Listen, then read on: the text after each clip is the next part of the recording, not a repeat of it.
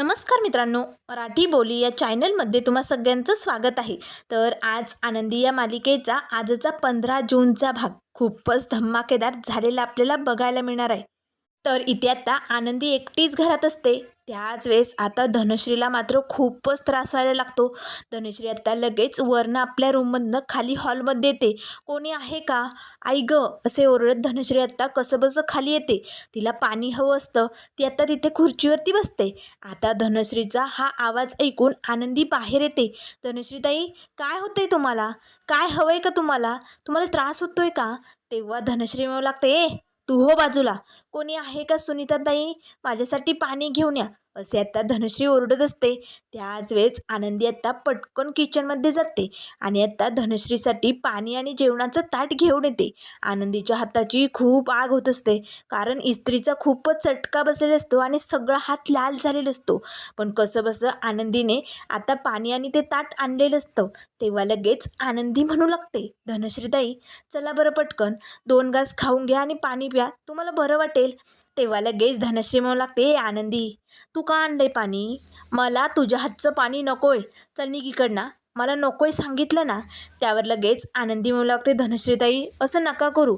हे बघा, घरात कोणीच नाही आहे. तुम्हाला त्रास होतोय की नाही? मग घ्या बरं पाणी. आता लगेच धनश्री पटकन पाणी पिऊ लागते. त्याच वेळेस नंदी मनाशीच म्हणू लागते, धनश्रीताईंना काय झालंय? त्यांचं पोट एवढं का दुखतंय? तेवढ्यात लगेच आता धनश्री ओरडू लागते, काय करू मी? आता काय करू? खूप दुखतंय माझं.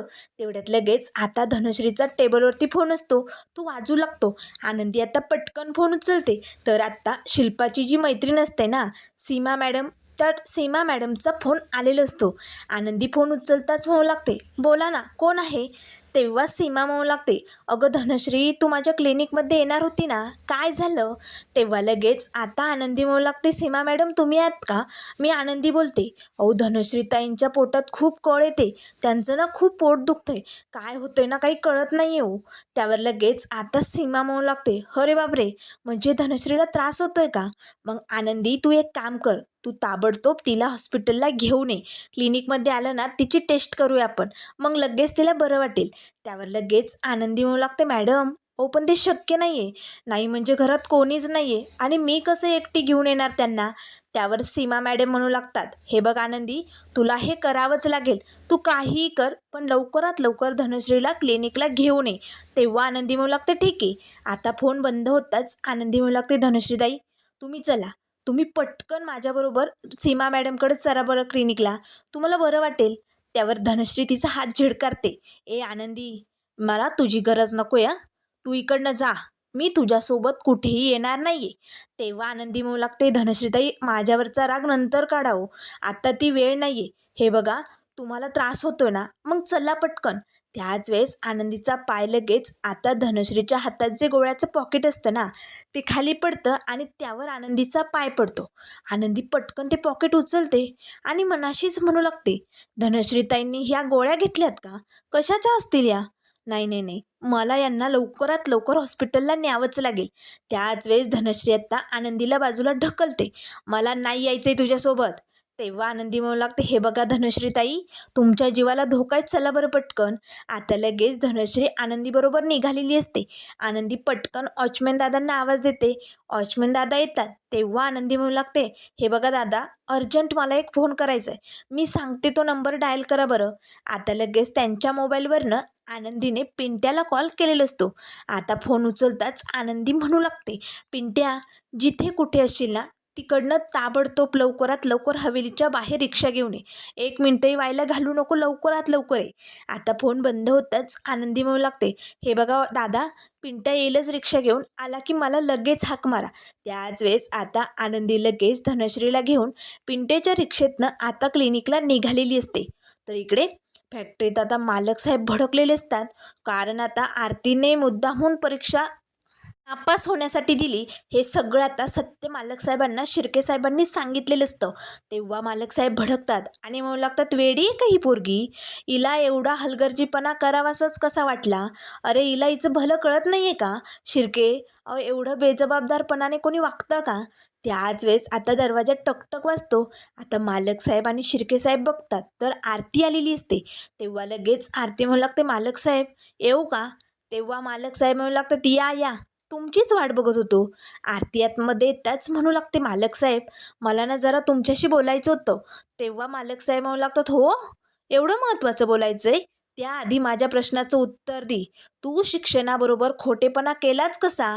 तेव्हा लगेच आता आरतीताई म्हणू लागते, मालक साहेब माझी चूक झाली, एक डाव मला माफ करा.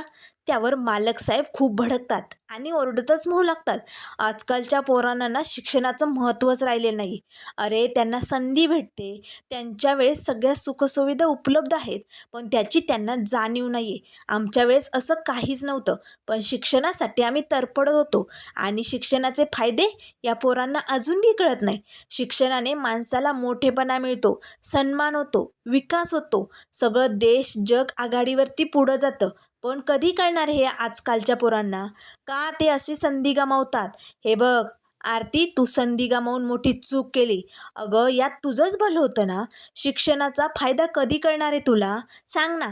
त्यावर आरती म्हणू लागते, मालक साहेब माझी खूप मोठी चूक झाली, मला एक डाव संधी द्या. त्यावर मालक साहेब म्हणू लागतात, तुला काय हा खेळ वाटला का? अगं जर तुला परीक्षा द्यायचीच नव्हती तर मला सांगायचं आधी. अगं हे सगळं खोटं नाटं असं वागायची काय गरज होती? आणि आता तुला पुन्हा संधी हवी आहे, कशी भेटणार आहे? नाही भेटणार. हा काय खेळ वाटला का? हवं तेव्हा परीक्षेत नापास व्हायचं, हवं तेव्हा पास व्हायचं. असं कोण बी मनाने करायला लागलं तर त्या परीक्षेला काय अर्थ राहणार आहे? जमणार नाही. हे निंबाळकरांचे नियम आहेत आणि निंबाळकरांच्या नियमात हे असली हलगर्जीपणा चालत नाही. त्यावर लगेच आरती म्हणू लागते, मालक साहेब एक डाव. त्यावर मालक साहेब म्हणू लागतात, जमणार नाही, तू इकडनं जाऊ शकते. निंबाळकरांना एकच संधी असते आणि ती तुला दिली होती, पण त्याचा फायदा तुला घेता आला नाही. त्यामुळे आता मला तुझ्याशी बोलायचं नाही, की तू इकडनं जाऊ शकते. आता मात्र आरतीताई तिकडनं बाहेर येते. बाहेर येताच आता ती जोरजोरात रडू लागते, कारण तिला परीक्षा पुन्हा देऊन त्यात पास व्हायचं असतं आणि आबांचा राग तसा जाणार नाही. मला काहीतरी करावं लागेल. पण मालक साहेब कसं ऐकणार आहे आता? ते तर खूप भडकलेत, माझं काहीच ऐकून घेत नाही. मी कसं म्हणावं आता त्यांना? कसं बोलू त्यांच्याशी? एक मार्ग आहे, आनंदी. मला आनंदीकडे जावं लागेल. असे म्हणत आता तडक आरतीताई हवेलीकडे निघालेली असते. तर इकडे आनंदी आत्ता सीमा मॅडमच्या क्लिनिकमध्ये धनश्रीला घेऊन आलेली असते. धनश्रीच्या काही टेस्ट झालेले असतात. आता तिला थोडंसं बरं वाटतं. आता चेकअप होताच लगेच आनंदी धनश्रीला खुर्चीवरती बसवते. त्याच वेळेस आता आनंदी विचारू लागते, मॅडम काय झाले धनश्रीताईंना? काय झाले, काही कळलं का? सांगा ना. त्यावर लगेच आता सीमा मॅडम म्हणू लागतात, हे बघ आपण धनश्रीच्या काही टेस्ट केल्यात आणि तिचं आता रेग्युलर चेकअप झाला आहे, त्यामुळे आता लवकरात लवकर रिपोर्ट येतील तेव्हा कळेल आपल्याला. आता मात्र मॅडमचा आवाज ऐकताच आनंदी विचारू लागते, मॅडम काय झालं आहे? तुमचा आवाज एवढा दबका का? काही टेन्शन आहे का? त्यावर लगेच आता धनश्री म्हणू लागते, मॅडम सांगा ना, काही प्रॉब्लेम आहे का? त्यावर मॅडम म्हणू लागतात, धनश्री तुझ्या पोटात ना खूप जोराच्या कळा येतात गं, आणि त्या नेमकं कसल्या आहे ना तेच कळत नाही आहे. हे बघ आपण तुझी टेस्ट केली, रिपोर्ट आल्यानंतर कळेच, पण मला ना जरा शंका येते गं. धनश्री नाही म्हणजे तुझी आधी सर्जरी, एखादं ऑपरेशन काही झालं आहे का? त्यावर लगेच धनश्री म्हणू लागते, नाही मॅडम असं तर काहीच झालं नाही. त्यावर लगेच मॅडम म्हणू लागतात, मग का अशा कळा येत असतील? हाच प्रश्न सुटत नाही. त्याच वेळेस आनंदी लगेच आता तिच्या हातात जे गोळ्यांचं पॉकेट असतं ना ते मॅडमच्या हातात देते. मॅडम या गोळ्या धनश्रीताईंनी घेतल्या होत्या. आता मात्र ते पॉकेट बघताच सीमा मॅडमला धक्का बसतो. अगं पिरियड पुढे ढकलण्याच्या गोळ्या घेतल्याय तू? अगं धनश्री का जीवाशी खेळते तू? काय चालू आहे तुझं हे? त्यावर लगेच आता आनंदीलाही धक्काच बसतो. तेव्हा त्या मॅडम म्हणू लागतात, हे बघ धनश्री या गोळ्या जीव घेण्या असतात. या गोळ्या का घेते तू? सांगशील का? त्यावर लगेच धनश्री गप्प. तेव्हा मॅडम म्हणू लागतात, बोल धनश्री आम्ही काय विचारतोय तुला? अगं का जीवघेणा खेळ खेळते? त्यावर धनश्री म्हणू लागते, मॅडम नाही म्हणजे मी एका डॉक्टरांकडे जात होते हो, त्यांनी ना मला 4 खूप महत्त्वाचे दिवस सांगितले होते आणि त्या दिवसात मला संधी गमवायची नव्हती, कारण मला मूल हवं होतं ना. पण तेव्हा नेमकं हे बाहेर जाणार होते आणि त्यानंतर येणार होते 4 दिवसांनी. मग मला ही संधी गमवायची नव्हती, म्हणून मला पिरियड पुढे ढकलायची होती आणि म्हणूनच या गोळ्या घेतल्या मी. त्यावर लगेच मॅडम म्हणू लागतं, धनश्री अगं पण या गोळ्याने तुला किती त्रास होतो याचा अंदाज आहे का? तेव्हा धनश्री म्हणू लागते, हो आहे अंदाज, पण काय करणार आहे, कित्येक महिन्यांपासून मी या गोळ्या घेते. तेव्हा लगेच त्या मॅडम होऊ लागतात, बास धनश्री, इथून पुढे असा जीव घेणा खेळ खेळू नको. हे तुझ्या तब्येतीसाठी चांगलं नाही आहे. त्याच वेळेस आता लगेच धनश्रीचे रिपोर्ट आलेले असतात. तेव्हा आता लगेच आनंदी विचारू लागते, मॅडम काय झालं आहे, काय लिहिलं आहे रिपोर्टमध्ये, सांगा ना, काही टेन्शनसारखं नाही आहे ना. तेव्हा मॅडम म्हणू लागतात, शांत व्हा. हे बघा, देवाच्या कृपेने धनश्रीचे रिपोर्ट नॉर्मल आलेत. हे बघ धनश्री, तू आई होऊ शकते, तुझ्यात काहीही प्रॉब्लेम नाही आहे, पण तुला संयम ठेवावा लागेल धनश्री. तेव्हा धनश्री म्हणू लागते, मॅडम नाही आहे ना माझ्यात प्रॉब्लेम, मग का मूल होत नाही आहे मला. त्यावर लगेच आता मॅडम म्हणू लागतात, हे बघ धनश्री, मेडिकल रिपोर्टच्या नुसार तुझ्यात प्रॉब्लेम नाही आहे, पण माणसातही प्रॉब्लेम असू शकतो. तुला तुझ्या नवऱ्याला क्लिनिकला घेऊन यावं लागेल. त्यावर धनश्री म्हणू लागतं, यांच्यात प्रॉब्लेम, नाही नाही नाही मॅडम, ते शक्य नाही आहे, हे असू शकत नाही. एक वेळ मी दोषी असू शकते, पण हे नाही. त्यावर लगेच आता सीमा मॅडम म्हणू लागतं, धनश्री अगं स्वतःला दोष देणं बंद कर. अगं मेडिकल सायन्स खूप पुढे गेलं आहे आणि त्यात विद्याधरला इकडे तुला आणावंच लागेल, तरच तुला मूल होऊ शकतं. तुला निंबाळकरांच्या घरात तुझं मूल हवं आहे ना, मग तुला विद्याधरला क्लिनिकला घेऊन यावंच लागेल. त्याच वेळेस आनंदी म्हणू लागते, मॅडम मला जरा तुमच्याशी बोलायचं होतं. तेव्हा लगेच आता धनुश्री म्हणू लागते, आनंदी तुझं काय आहे मध्ये मध्ये, गप्प बैस ना, त्या माझ्याशी महत्त्वाचं बोलतायत ना. तेव्हा आनंदी म्हणू लागते, ठीक आहे. त्याच वेळेस आता सीमा मॅडम म्हणू लागतात, धनश्री तुझ्याकडे दुसरा पर्याय नाही आहे, विद्याधरला तुला क्लिनिकला आणावंच लागेल. आता मात्र लगेच धनश्री आणि आनंदी घरी निघालेले असतात. तर इकडे मालक साहेबांना आता कामाचा फोन आलेला असतो. तेव्हा ते फोनवरती बोलत असतात, हे बघ मी आत्ता फॅक्टरीत आहे, तू फाईल घेऊन लवकरात लवकर हवेलीवरती पोच, मी हवेलीत पोचतोच. असे म्हणत आता मालक साहेब लगेच हवेलीकडे निघालेले असतात. तर इकडे घरी आता माई बापू मंदिरातून आलेले असतात. सगळ्यांना आता प्रसाद वाटत असतानाच आता शिल्पा येते. आता घरात येतात शिल्पा म्हणू लागते, अरे बापरे, आज तर लयच देवधर्म झालेला दिसतोय, नाही म्हणजे काही नवस फेडलाय का, एवढा प्रसाद घेऊन आलेत म्हणून विचारते या. त्यावर लगेच माई म्हणू लागतात, नाही नवस फेडायला नाही, देवाकडे प्रार्थना करायला आणि मन शांत करायला गेलो होतो. कसं आहे ना शिल्पा, आजकाल ना आपल्या घरातलं वातावरण अगदी अस्वस्थ झाले, त्यामुळे जरा मन असं नाराज झालं होतं, म्हणून मोकळ्या ठिकाणी जरा बरं वाटेल म्हणून गेलो होतो. त्यावर लगेच आता शिल्पा म्हणू लागते, अच्छा असं आहे का, बरोबर ठीक आहे. त्याच वेळेस आरतीताई हवेलीत येते, मी येऊ का आतमध्ये, असे म्हणताच आता आरतीताई आतमध्ये येते. आता मात्र ही शिल्पा मोठाले डोळे करून आरतीताईकडे बघू लागते, काय गे, आतमध्ये आल्यानंतर विचारत असतात का, ये ये, तुझंच घर समजते ना तू, ये. तेव्हा लगेच आरतीताई म्हणू लागते, नाही म्हणजे ते. त्याच वेळेस शिल्पा म्हणू लागते, काय गे, तुझ्या त्या थेरड्या आबाचं घर वाटलं का तुला, कोण बी येईल कोण बी जाईल, तुझी हिंमत कशी झाली निंबाळकरांच्या घरात येण्याची. त्यावर लगेच आता आरतीताई म्हणू लागते, ते मी आनंदीला भेटायला.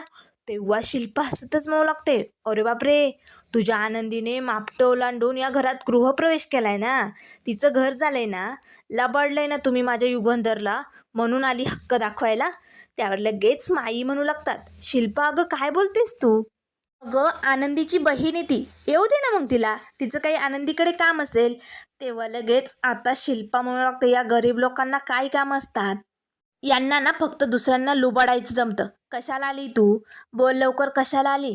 तेव्हा लगेच आरती आता मनाशीच म्हणू लागते, नाही नाही नाही, परीक्षेबद्दल मी जर शिल्पाताईंना सांगितलं तर ते खूप अवघड होऊन जाईल आणि या शिल्पाताई माझ्या आबांना आणि आनंदीला नको नको ते बोलतील, नाही मी त्यांना नाही सांगू शकत. त्याच वेळेस शिल्पा म्हणू लागते, काय गे, काय काम होतं तुझ्या आनंदीकडे, आबाळ फाटलंय तुझ्याकडं, काय झालंय सांगशील का. तेव्हा आरतीताई म्हणू लागते, नाही आनंदीला नाही, मालक साहेबांना भेटायचं होतं, त्यांना एक सांगायचं होता निरोप. त्यावर लगेच आता शिल्पा म्हणू लागते, हो ऑर्डर द्यायली होती माझ्या भावाला, ऑर्डर द्यायची होती का, अगं तो काय तुझा नोकर वाटला का तुमच्या हाताखालचा गडी आहे, तुम्ही सांगाल ते ऐकेल. एखाद्याने बोट धरलं म्हणून तुमच्यासारखे गरीब लोक ना लगेच त्याचा असा गचकन हात पकडतात. असे म्हणताच आता शिल्पाताई लगेच आरतीचा गळा पकडते. आरतीताई खूप घाबरते. तेव्हा शिल्पा म्हणू लागते, असंच केलं ना तुझ्या त्या थेरड्या आबानी, बोल ना काय केलं.